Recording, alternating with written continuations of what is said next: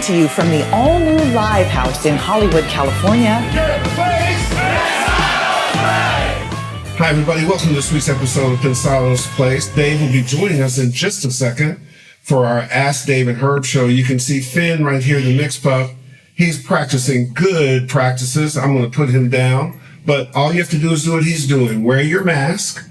Make sure you wash your hands. Social distance. Stay at home if you can. I've actually got a cool mask too that I wear, but you can see Finn is doing his thing. We want to make sure that you go to pensadosplace.tv for any COVID-19 resources. We've got you covered.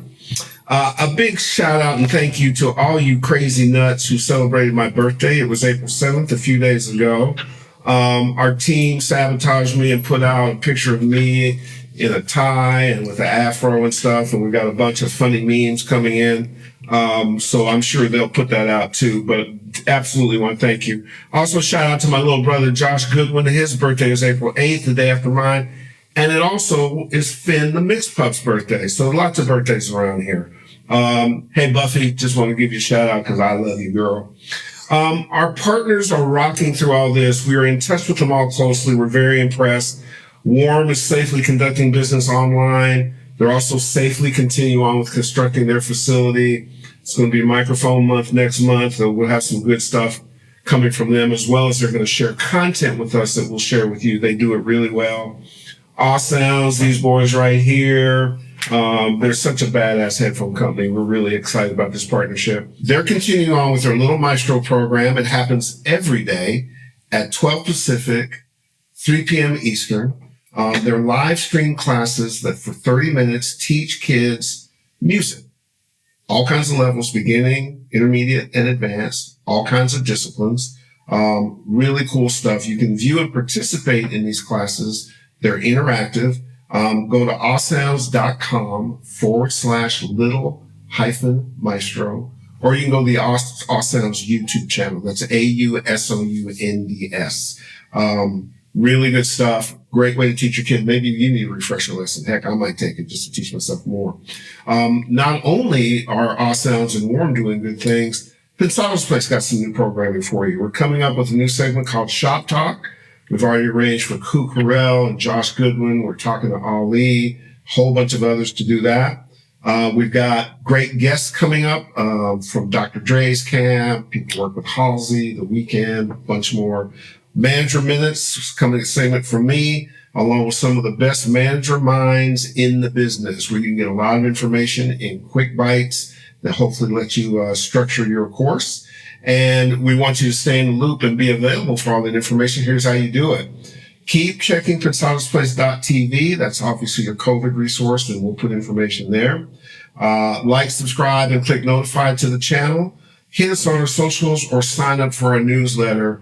A lot going on. We're going to aggressively attack this, make sure we're safe, and make sure you're educated and entertained. We love you for supporting us.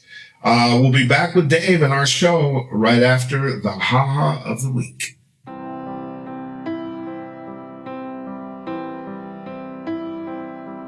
Did I do something wrong? Why's he treating me this way? All of a sudden he's washing me like 200 times a day. Why's he being so cold? Feels like our relationship changed. I can't remember the last time he let me touch his face. He won't even bite my nails anymore. Does he think I haven't noticed him using elbow instead of me to open doors? He doesn't even take me out anymore. And when he does, it's just for a quick trip to the grocery store. And then he washes me like a dirty hand he found on the street. I don't understand, is he ashamed of me? I just wanna go back to the way things used to be. I miss picking his nose, I miss rubbing his eyes, I miss digging between his teeth for a random surprise. When I eat Doritos, I miss when he'd pretend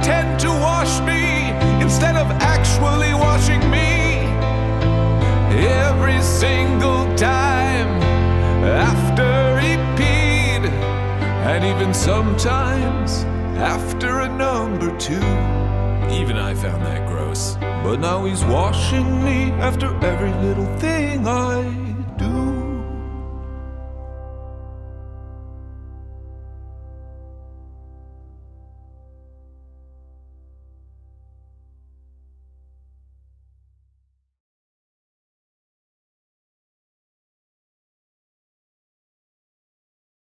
Hey everybody, we are Zooming. Joining us is our pal, our buddy, the namesake Dave Pensado. DP, how are you? Hey, man, glad to be back. I missed a couple of in-persons, but this feels so good. So good. How are you holding up in this pandemic? If you asked me that question today, pretty good. If you asked me a couple of weeks ago, I wasn't doing so well. But you weren't doing well. Music has a way of getting you going. But you weren't doing well not because of health, just the change. No. My health is great. Great. So that's an important thing. I see that you're wearing. Wait a minute, how about you, Herb? How you holding out? I'm good. They've been seeing from me each week, so we've been good. We've, all things considered, we're blessed, and what we're trying to do is, as we talked about in the homework just a minute ago, we're trying to be a resource for our audience, both on COVID-19. Creating new programming. Our team is doing great. So proof is in the pudding. Rather than talking about it, we're just out doing it. So Let's do it. All good. I see you're wearing your Ausounds earphones. Turn to the side. Let's see them. Yeah. They have a little collar on your neck with controls. And I tell you what, Herb, these things are so good. I started mixing with them. I'm not surprised about that because they come from a group of engineers that are all-stars and cherry-picked from different companies. But I'm loving them, Herb. I'll loan them to you. You got to check them out. They're pretty cool. Well, I graciously drove out in the rain and gave them to you when I really didn't want to give them to you. I love them. Well, your point about the fact that you mix on them, I don't think there could be any better kind of endorsement. The reality of it is they create product for music creators, and you did it intentionally without being. I think so too. Yeah. So they actually have a little sub harmonic speaker in them. It's really cool too. Really cool. I talked to Marcus recently, and he's going to be a guest on the show, so we can make sure our audience knows all about it. You've got the earbuds as well. And then the other thing that you had an interesting reaction to is when I gave you the mechanics of BandPay.me. I thought you were just tell us your feeling. Well, I think it's a godsend for us engineers. Truth be told, you take care of the majority of my billing and income and act as my manager, of course. But there was a time, and there are times when I need to have an easy way to get paid, and not just get paid, but make sure I get paid. And not just that, but we can have increments and markers along the way. When I get to this point of the mix, you send me this amount like that. I think it's going to be a revolutionary piece of software for our industry, not just our industry in the engineering world, but the entire music world, because producers need it, artists need it. It's timely, and what a time to have it right now. Yeah, and I think in your own Dave Pensado eloquent way, you just talked about making me obsolete. So you just use BandPay.me and you get rid of Herb. Anything told, I'll be obsolete. I'll be obsolete way before you're obsolete. No. We have this ongoing discussion about what I'm good at and what I'm not good at, and I am not good at negotiating. I can open a door pretty well, but I can't walk myself through. So I'm going to need you for a long time, big man. Well, let's get to some questions, and hopefully our audience will need us. Let's just fire away, and we'll go from there. Okay. I'm going to butcher some titles and some names, but at Alexi Solidview Music asked, is it possible to use virtual amps for producing rock and metal music nowadays? Can they be used in the final production instead of analog amps? Yeah, as a matter of fact, not to name names, but some of my favorite rock engineers and producers are using virtual guitar amps. Joe Barresi is one. He'll use an analog amp, and then he'll also come in and augment it with a virtual amp. Some of my favorites are some of the ones from Joey Sturgis, the UAD 55 Fender, and Scuffum S-Gear. But good stuff, yes, 100% necessary, really. And if Barresi does it, that's all I need to hear. Barresi's Jesus. All right. How do you, I think his name is real, but it's at Dick in a Box. Wow. How to understand ratio of compression depending on genre and groove, on genre groove. Well, I don't really. The compressor is composed of a lot of different elements that you can alter. And so all of those elements tend to work in unison. So separating one from the group is not really a good way to do it. The way I do it is hunt and peck. I'd make a change, I listen to it, I make another change, I listen to it. And so ratio is a very important tool, but it's not the most important tool. And use your ears. I know people hate to hear it when we engineers say just use your ears, but think of ratio as the amount of effort that the compressor is exerting to give you what you want to hear. So you can't separate it. It's built in, Herb. All right, fire away, sir. Okay, I got some good questions for you here. Solomon Music Official wants to know, Herb, how can we submit music for the show or for you to listen to? You can't really. You can hit us on our social stuff. We have to be sort of particularly careful. There's not really a service that I do by listening for people. And some of that has to do with copyright questions and other things, because there's nothing that we certainly could utilize. Now, if it's an opinion on a song or a mix, or whether somebody is ready for management, that's a particularly different thing. So I would say hit us through the normal Pensado channels. Okay, Herb, so Listacamo asks, for mixing long-length projects such as albums and EPs, should I have one fixed price or should I accommodate the artist budget? Accommodate the artist budget. In this day and game, the reality of it is that a lot of people's pricing is being flattened from the very top of the game down to the beginner's game. So you want to be flexible in terms of what you're doing. You don't want to have yourself taken advantage of, but to stand for principle and lose all the work is not going to advance your cause, both creatively or economically. So you have to read the marketplace and be smart about it.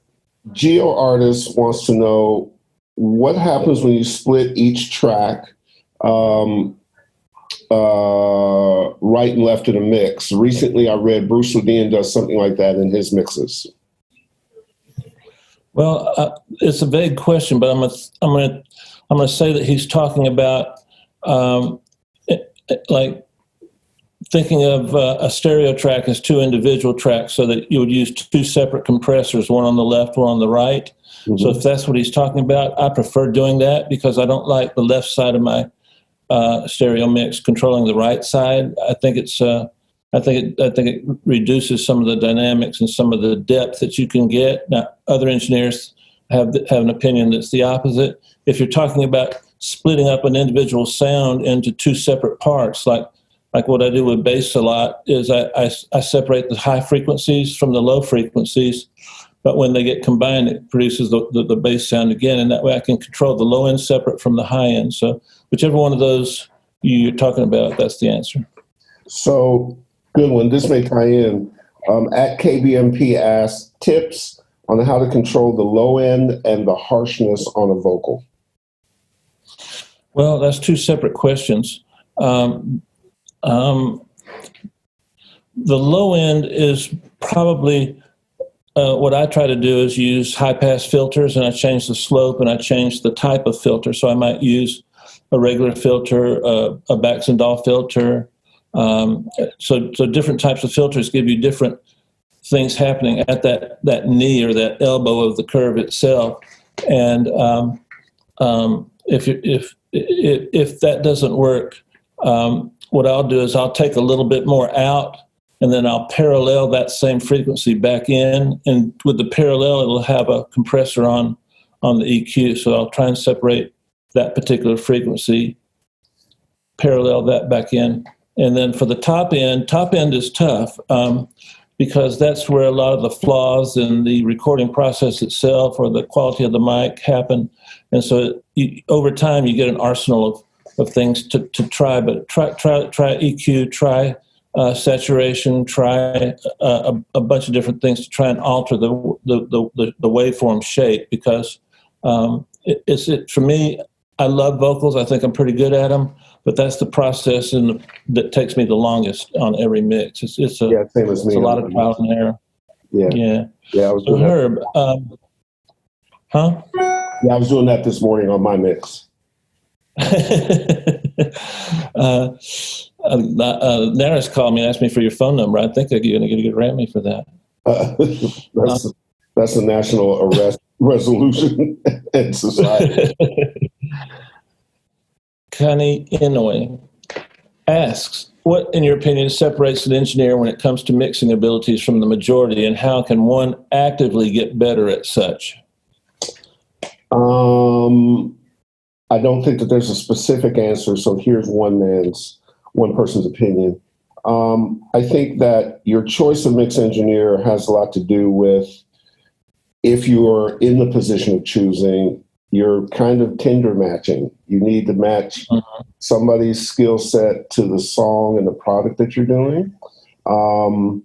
Sometimes you go traditional right down the pipe. Sometimes you make controversial decisions and try things. Oftentimes you gain a lot by interviewing that engineer and allowing them to hear an MP3 and seeing what their process is. In our particular process, we do something called a creative call, so that the client and Dave can get on the same page, make sure they're seeing the same vision, make sure deadlines and approach is done. It makes life and the process much simpler for clients. How can you actively get better? Most importantly, one, stay curious. Two, ask people to judge your work who are not friends of yours and not fans of yours. You need objectivity, get information back. When you just go to people who are cheerleaders, they want you to win, so they're going to push for you. So part of what you have to do is be a good judge of who should judge you. And it's kind of an inverse kind of approach, but it's a critical approach. So let me just give one more kind of context example. Okay. If we use Pensado's place as a mix, for the people who are in charge of kind of evaluating where you are, we have to hold it up against others who do what we do. And we have to have our own internal dialogue about doing that. I just was on email exchange this morning with a company that we're looking at, and a big competitor came out, and I emailed them and said, "Are you aware of this?" And they said, "Yes, we're aware of it. Thank you so much." And we're putting together an analysis team, a competitive analysis team to look at it. So you kind of have to be your own competitive analysis team. And the best in the business are generally the most objective in the business. Because if you're busy gassing yourself, you're going to lose. So I hope that answers the question. Go ahead, great answer, great. Thank you, sir. So finally, a name I can pronounce. Jerry Toledo asks, how can I stay motivated? I mean, sometimes it's hard to balance the fun with the responsibilities of the music, and I'm adding a little bit to that. And sometimes it's hard to stay focused in today's climate. Great question, great add-on. Today, again, just my opinion, I am a believer that we have too much incoming. One of the big changes is that the level of the onslaught of information that we consume on a daily basis. Your phone has an interface that tells you how long you've been on your phone. Most people, me included, are addicted to our phones. You're getting information that sometimes you need, sometimes you want, and most times you're not asking for. could be ads tracking you, could be whatever the case may be. Those things detract from your ability to be creative. So it's an art form now to add concentration to your tool skill set, your tool skill set. You literally have to know how to shut stuff down, turn your phone off, put it into some sort of organized way of doing things. Because if you're going to make your living from creativity, you got to be in touch with yourself. You got to be in touch with your creativity. And you can't let a lot of people in or a lot of things in when you need to be alone with your creativity. So you practice it and you find out what works for you and you find out some sort of balance. And frankly, those who do it end up better, more efficient, the ability to compartmentalize, they don't feel out of touch, and most importantly, they don't feel overwhelmed. Hopefully that helps. Great answer. All right, DP, let's get you. At Odriz asks, when and how do you decide to widen a vocal or keep it straight mono? Well, every mix I have to decide that. So if we're talking about the lead vocal, which is probably the most important part of any song, you want that vocal to be in your face. Herb and I were talking recently about a project where the vocal was like just right in your face. And so if that vocal is going to be in your face and you widen it, now the middle, which is a phantom middle composed of two speakers creating a middle, it goes back in the mix, and so it's not in your face. So if you want to widen it a tiny bit, widen it a little bit, not to the edges, and then parallel a piece of that vocal back in with a lot of compression on it so that you have a definite middle that you can control. So with that parallel track, you can actually control how much of the middle increases. It's a very, very touchy thing, and it can be a bad thing because you put it in the mix and you think, oh, this sounds so great. And then you compare it to something else and their vocal is just killing you and coming through the speakers like gangbusters. And yours is kind of nebulous and just floating around the middle. So I don't do that a lot. I tend to rely on things like different pitch changes or different delays. And that's the way I kind of widen my vocal. Gotcha. Good answer. One of the fun parts as we all learn to Zoom is that you can put up a digital interface like you have behind you Pensado's Place, which is what we used to use their logo. And because you have a digital interface up, as you lean back and forth in the camera, it reshapes your head ever so slightly. So I'm watching your hair grow and expand. Yeah, don't do it too much. You might scare audience away. It's called an analog boomerang. Got you. And do you use that in your mixes? Oh yeah, of course, absolutely. Got to, absolutely. Tony Ramos asks, how do you manage phase problems when applying saturation to low-end elements? Well, first let me say this. These questions are really, really good. I think these are some of the most fun questions I've gotten. Phase is everything in a mix. I check everything. I spend probably 10% of my mix time taking all my music, changing the phase, taking all my drums, changing the phase, individual drums, individual music, and individual parts. It's in today's world, phase is probably one of the, next to compression and EQ and the standard effects. Phase relationships are probably the most important thing after all of that in order to get your mix to pop out. If you're turning your kick up and it's not really cutting through, check the phase between the kick and the bass, or even check it with the low end of the vocal, or check it with low end synth parts or something. It's tedious, it's not fun, but at the end of the process, you'll be happy you did, because it helps clear up so many things in the mix that you wouldn't think are being contributed to by phase. It's a process. There's some good information online. Follow up with that, and you'll have some fat, clear mixes. Good. Roy Golden Music asks, what is drum tuning? How does it pertain to our mixes? Should we be tuning for every song? And if so, what's your preferred way of doing it? Okay. First of all, absolutely. Absolutely. I tune every drum, every percussion instrument. I tune everything. 808s I tune with auto tune, and sometimes they're not in tune. And sometimes I like to put them a cent or two sharp or flat so that they actually stick out in the mix a little better. When they're perfectly tuned, they get absorbed in the mix. Now, how do you tune a snare drum? Well, a snare drum can have an implied tone. So I think of a great sounding top end Bob Clearmountain old school Bruce Springsteen snare as having the note of D, and it's not an actual tuning that you're doing. It's more feeling inside the mix when it sits in the mix right.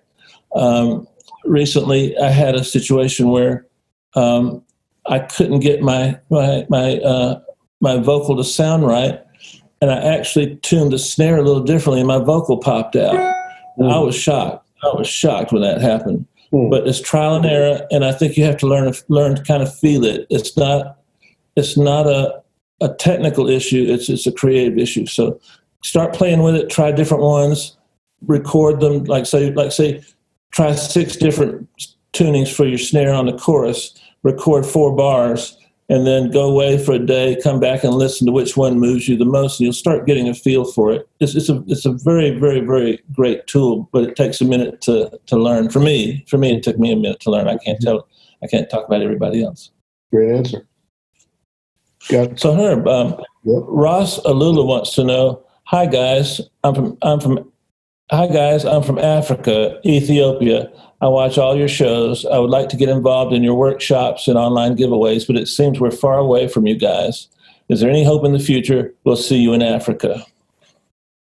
Yeah, some first-class plane tickets, an honorarium, and we will be in there wherever you want us to be. But in all seriousness, we have enjoyed the opportunities to go speak to an audience live. There's a different thing that happens. There's different things that we can bring to the table that are tools for live audiences that come to see us. We enjoy doing it. We have to do it with some planning, and we're particular about making sure your event works well. So usually what people will do will hit us at pensadosplace.tv and inquire about whether we can come over, and we like to bring a person or two, make sure it's social media. We've had the advantage of going lots of different places, and we are looking forward to doing more. And in the interim, people reach out for us for webinars and other kinds of things. We love meeting you. We wouldn't be here without you. So is there a chance you'll see us in Africa? Yeah. Absolutely. And you can go make it happen. Oh, I got a good one for you. Uncle Odie, yes, Uncle Odie, sounds like a children's TV show, asks, any advice on finding clients on the internet and pricing models? Good question. So the answer is, I happen to think for the majority of the people within the sound of my voice, the majority of the work that you will get is from the internet, and you should approach it that way. You have to know how to reach out properly. It's a little bit of a crapshoot, because until you meet somebody and they're interested in your wares, so they have to find a way to be interested in your wares. Fortunately with us, there's reputation and a long track record. With other new people, you might have to have your website, you might have to stuff posted.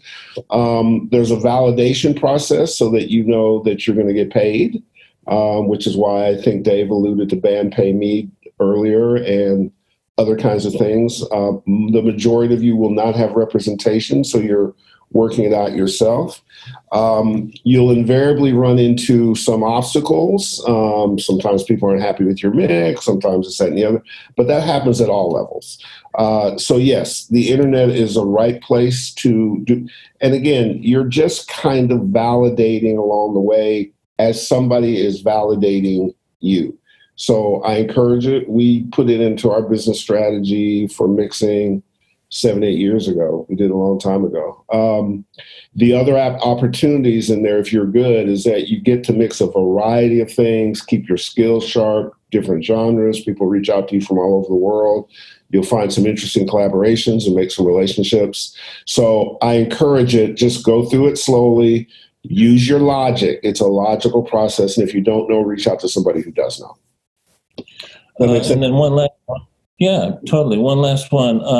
This comes from a Dave at pensadosplace.tv. Mm-hmm. And he wants to know, for someone that's starting their career, how can they know when to find a manager? What do they need to know about how to find a manager? And why would they need a manager? So about that. One of the problems is the Dave from Pensado.tv is a bot, and he spams us a lot. It's not really a real thing, so I can't answer that. No. I get that question a lot, Herb. You know what I'm saying? I get it. Well, one of the things I would tell you is stay tuned to Pensado's Place. I am in the process of putting together an all-star manager panel. I've spoken with Oak Felder's manager, Lucas Keller, who's a beast. I've spoken with Kanye and Travis Scott, and Earth, Wind & Fire's manager, David Smith, who's a beast. I've spoken to Bill Eilish and Finish's manager, and everybody seems. So we're going to put together Buffy, who I love, Josh Goodwin's wife. So we're going to put together an all-star management panel that can really help you, and we're going to dig deep into. I don't need it. I got it, man. Yeah. But to answer your question, let me try to do it in a short way. There is a time for you to have a manager, and there's a time for you not to have a manager. It is important for you to understand what management is. Depending on what state you're in and where you are, there's certain restrictions on what managers can do. Managers are not legally supposed to find you work. That's how people get out of contracts with managers. They're supposed to advise and consent and run your team and so on and so forth. In order for a manager to make a decision about you, there has to be something to manage. And you have to know when that is. Along the way, you being responsible for your craft will actually give you some skills that you need to have no matter what happens, and will help you make a better decision about a manager, because you need a manager who provides what you don't already do well, not somebody that replicates it, not somebody. So if you're a producer, for instance, and you get a manager who's good at touring, those aren't skill sets that match up. You need somebody who either you trust creatively, or you trust to be able to find projects, or they know marketing and social media. By the way, we're going to do a social media and marketing show as well too. You're going to meet the team we call TNT, but we'll let you know about that shortly. So it's a selective thing, and again, some people don't need a manager, so you don't want to give away commission too early. You have to define all that. Your team becomes important, and different members of your team become more important in the evolution of your career curve than others. They don't all necessarily come together at once. We know people who are at the top of their game who use an assistant. We know other people who just have a social media or marketing team. And I'm sorry to be so obtuse about it, but the bottom line is it's a specific strategic move. You have to match properly. It's a little bit like a relationship. If your gut doesn't feel right, it's probably not right. And that's how you make the call. How much do managers normally make? I mean, what's a typical pay process? Typical or me? No, typical. You're undervalued. I know that. No. I think generally you're looking at a 15% commission range. There are still some guys who are in the 20% range, but they tend to offer sort of a higher end service. They are defining and building a business brand as opposed to just getting you, or administrating your work. And there's a lot that goes into it, depending on where you are. There's contractual things that sometimes managers have to look at as opposed to paying lawyer fees. And so there's different things that denote whether you're a 15% or a 20%, but it's in that range. Cool. So let's find out. There was an interesting discussion I want to get your opinion on. When we reran Jason Joshua's episode, there was an interesting discussion from one of our favorite friends, Greg Wells, a super talented and cerebral guy that we love a lot, absolutely. about building from the rough. And there were very distinctly different opinions. And it turned out into a discussion with Greg and Jason and Mike Dean online. And when Greg hit me about it, and he was very passionate about it, which we love. I hit you to get your opinion, and you had a very interesting opinion. So share with me your opinion on building from the rough and why that is applicable at different levels of the kind of content that you get. Yeah. Cool. I'll speak for myself here again, because there's different types of processes that different mix engineers go through. And you kind of get a feel for the big names as to whether they're taking the mix up a notch or if they're taking the rough mix up a notch. And there's two different distinct processes. And so me personally, I try to respect the rough, and the things that I try to get from the rough are the emotional feeling I got from it, the groove I got from it, the emotion, all of those elements. I try to preserve those and make sure I understand them so that I can increase those. Now, if I feel that there's an element and a component in the production that I can elevate the entire process with, I'll take that chance. So I might add a snare sound to the existing snare. I might add some attack to the kick. I never remove a sound, but I try to enhance it with little pieces of samples that are just giving me attack or just giving me a body on the snare. And then the vocals, all bets are off on the vocals. I'm really good at vocals, and I think people should trust me because that's the part of the mix that ties it and glues it all together and gets you that emotional feeling and that groove feeling and all of those things.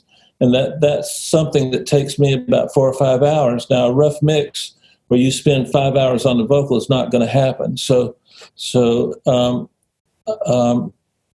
if you're sure you like what you've got, just put it out. Or have it mastered and put it out. If you think that there's a possibility that you might get an idea to, then go to someone who has more of a type process where they give you ideas. I never entrench on an idea.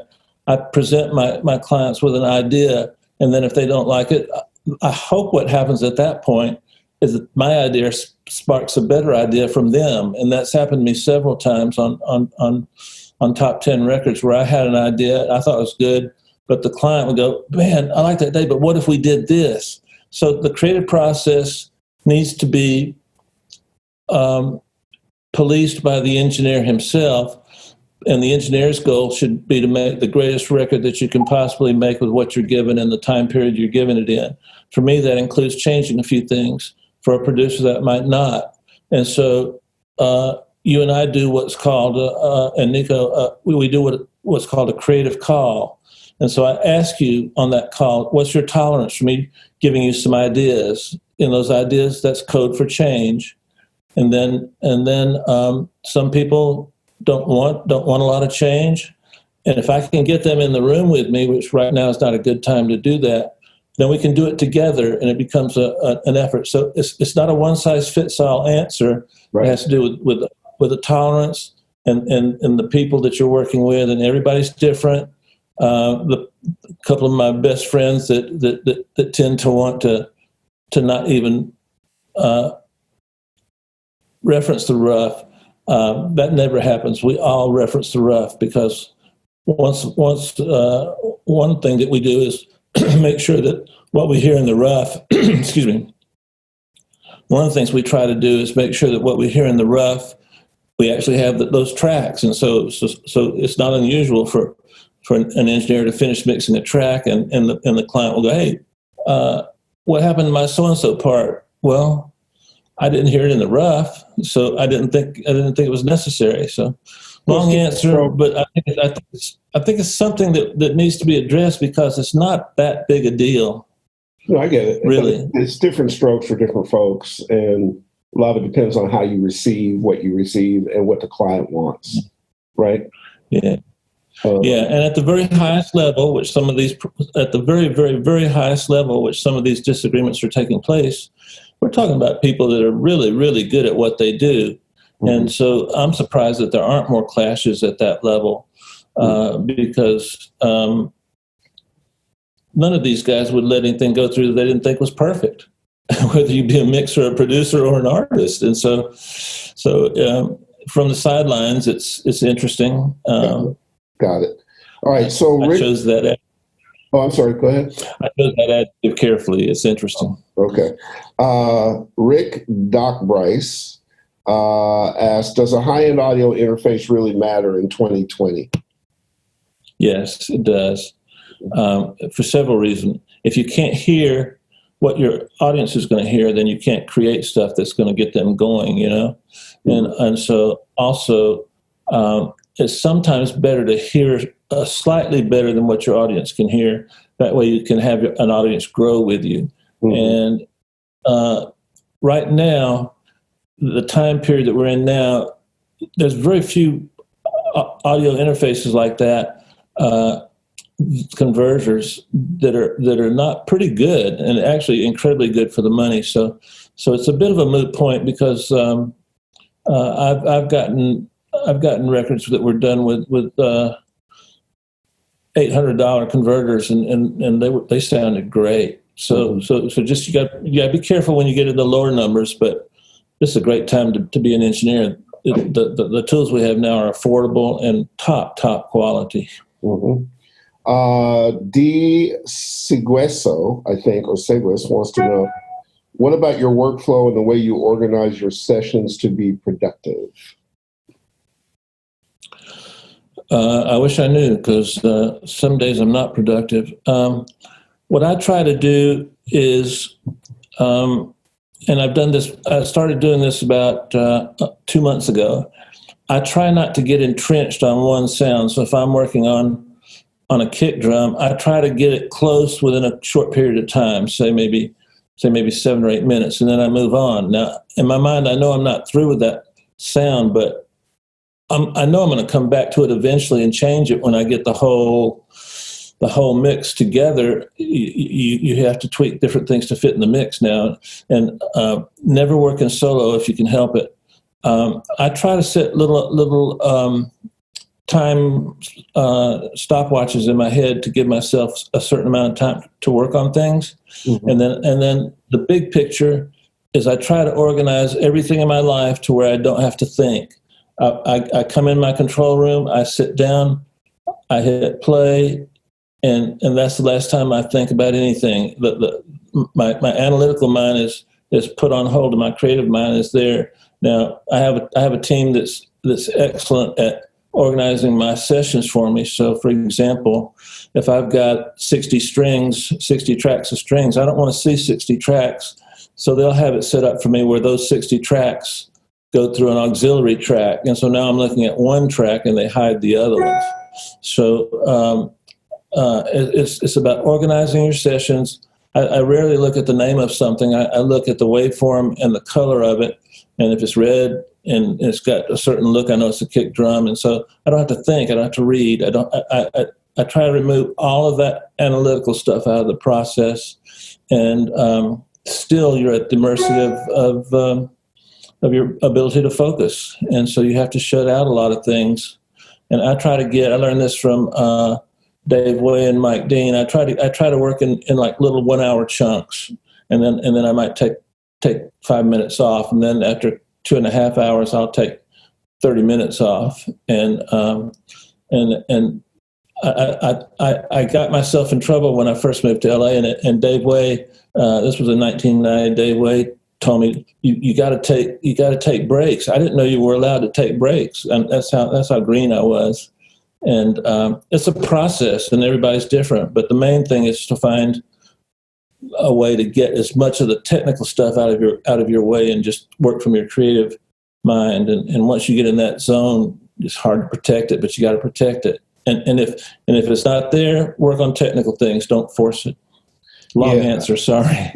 No. I think as I can tell you that from the other side of that equation, people that hire you and pay you and so on and so forth, it's important for us to find people who understand that balance. There, you can actually tell a burnt out engineer within about 20 minutes, and going so hard and going for, and when somebody who just goes hard and tries to, you're not making the right decisions, you're not refreshed. It's important to get away, not get burned out, be healthy, be your best person mixing than your most dedicated person mixing. I'll take the best person each time, because that balance shows up in a better mix, in a better creative product. Yeah. So Dave, the Pilgrim's Dream wants to know, you got $5,000 to spend. You need to record, mix, master an album or single. Could be any genre, live drums or samples. What gear plugins would you choose on a budget? Okay. What I would do, first of all, is think about how to accumulate quality products inexpensively. So I would always go with Warm Audio. They make some great stuff. And then secondarily, I would try to find used equipment that's a bargain. And when you buy used equipment, when you outgrow it, you can sell it for what you paid for it, and there you go. And then I would take advantage of subscription services that can give you multiple plugins for one charge. I'm sorry, what? Like a Splice or something? Yeah, exactly, like Splice. Mm-hmm. And Splice is good for sounds and stuff. It's a process. It's a difficult answer because we all do different things. But what I'm trying to tell you, the hardest thing you're going to try to find is speakers. So start with great room tuning, and then your speakers will give you the value that you wanted, that you bought them for. But speakers are so personal. Everybody likes different speakers. So try to minimize your cost, and then buy used, so that if you don't like something, you can get your money back. And that's what I did. Probably to this day, 90% of everything I use is used. All right, guys, we're going to do a batter's box now, where we're going to put Dave under the gun. So here we go. Dave, what's the best piece of gear for mobile recording? Laptop. Okay. What's your favorite panning technique? A little wider than the speakers. I like using MS mode a lot. Okay. How important is EQ? Everything. Gotcha. How important is reverb? Depth. Okay. Stereo bus? Still working that one out. Wow. I change every mix. So I'll say limiting. Gotcha. Mastering today, artificial intelligence or human, needed or not? Hybrid, both. Got it. Learning to mix for streaming, necessary or not? Necessary. Favorite plugins? So my favorite plugins are Dyn13, Massenburg MDW6, Limitless, that's 3, low end, I can't remember the name, it's the Isotope low end plugin that's standalone. It's incredible. And last but not least, Gullfoss, Gullfoss. Okay. So if you were stranded on an island, what's the one global, entertaining, educational music podcast with a black host and a white host who have strange last names that you'd have to take with you? Well, I had to think about this one. Because there's so many like Black host. Would it happen to be a handsome white guy on that show too? To some. Oh, Pensado's place. Oh, okay, cool. I just, I didn't know. Yeah, great question, by the way. Absolutely. Best question of the day. There you go. All righty, guys. Listen, as we said to you earlier in the homework, we want you to stay safe. It's very easy. Wash your hands a bunch, social distance, wear a mask if you go out, and try not to go out. We're coming to you with some really great guests from Dr. Dre's camp and Halsey's camp and a whole bunch more. Enjoy these Dave and Herb questions, hopefully. You can always send them to you. We'll get stuff to you. Got a lot of new content coming. Shop talk and takeovers and manager minutes and a bunch more. We'll be back to you next week with a guest. Thanks for hanging with us. Stay safe, and we'll see you next time.